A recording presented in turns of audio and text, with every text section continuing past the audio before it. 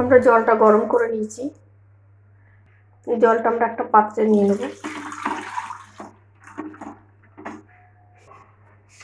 ওই জলের মধ্যে দিয়ে দেবো অল্প করে লবণ, নুনটা আমরা একটু গুলে নেব। এই কাটা পনিরগুলো এই গরম জলের মধ্যে দিয়ে দেবো আমি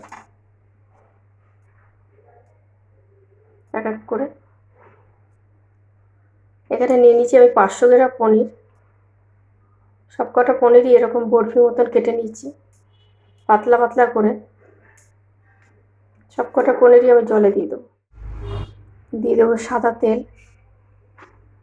তেলটা একটু পরিমাণ বেশি দেবো আমরা। আমাদের তেলটা গরম হয়ে গেছে, দিয়ে দিলাম গোটা গরম মশলা।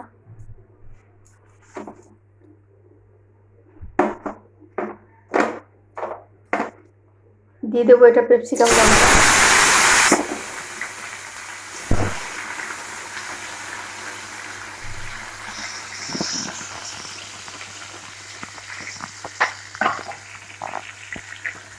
দিয়ে দেবো অল্প করে লবণ।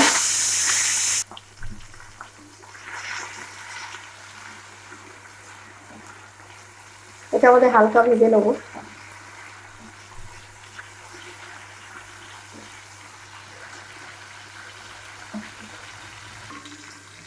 এটা হালকা ভাজা হয়ে গেছে, দিয়ে দেবো টমেটো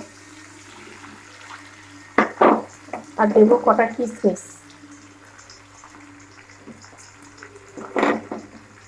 2-3টার মতো কাঁচা লঙ্কা দিয়ে আবার লেগে ছেড়ে নেবো আমরা।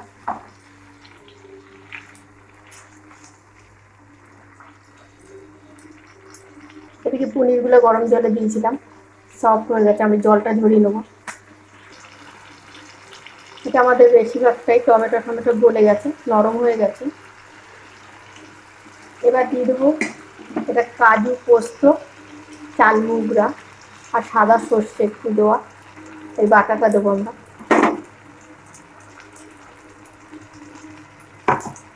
দিয়ে দেবো মিক্সার জারে ধোয়া জলটা।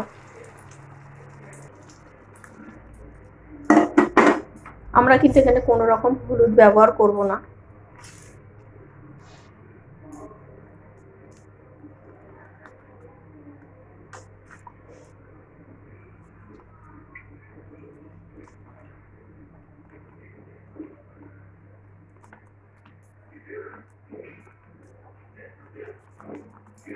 একটু ফুটবে এটা মশলাটা আমাদের।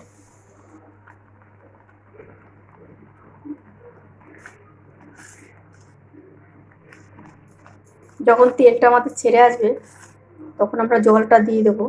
কিন্তু জল কোনটা দেব, পনির যেটা ভিজিয়ে রেখেছিলাম গরম জলে ওই জলটাই আমরা ব্যবহার করব, আদার্স কোনো জল ব্যবহার করব না।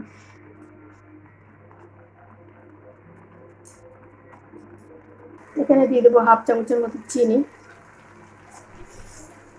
কিন্তু আমরা কোনো রকম শুকনো লঙ্কাও ব্যবহার করবো না, কটা কাঁচা লঙ্কা আমি বেটে দিয়েছিলাম মশলার সঙ্গে, আর আপনাদের তো দেখালাম কটা গোটা দিয়েছি।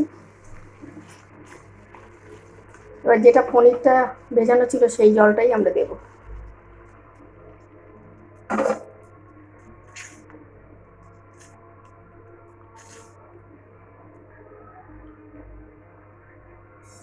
এটা একটু ফুটে আসবে, তারপর আমরা পনিরগুলো ব্যবহার করব। পুরোপুরি এটা নিরামিষ পদ্ধতি।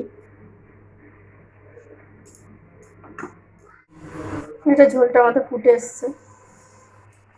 এবার দিয়ে দেবো এক এক করে পনিরগুলো।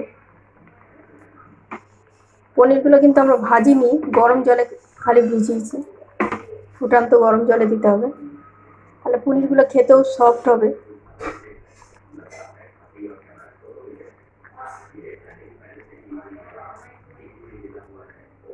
এরকম পদ্ধতিতে একবার করে খেয়ে দেখবেন। সবকটা পনিরকে আমরা সাজিয়ে দেবো এরকম করে।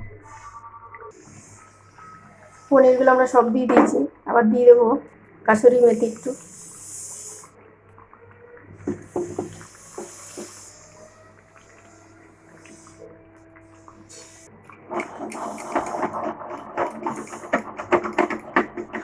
খুন্তি বা হাতা দিয়ে করলে পনিরগুলো আমাদের ভেঙে যাবে, ওই জন্য আস্তে করে কড়াটা ধরেই আমি একটু লেড়ে দিলাম।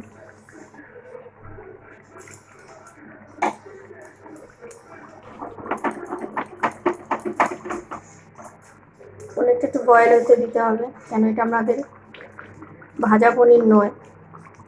আলতো হাতে একটু নেড়ে দেবেন।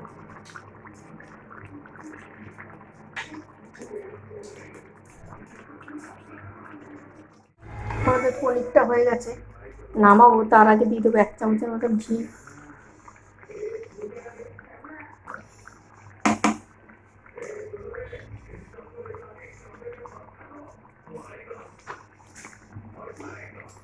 নামিয়ে দেবো, রান্নাটা কমপ্লিট।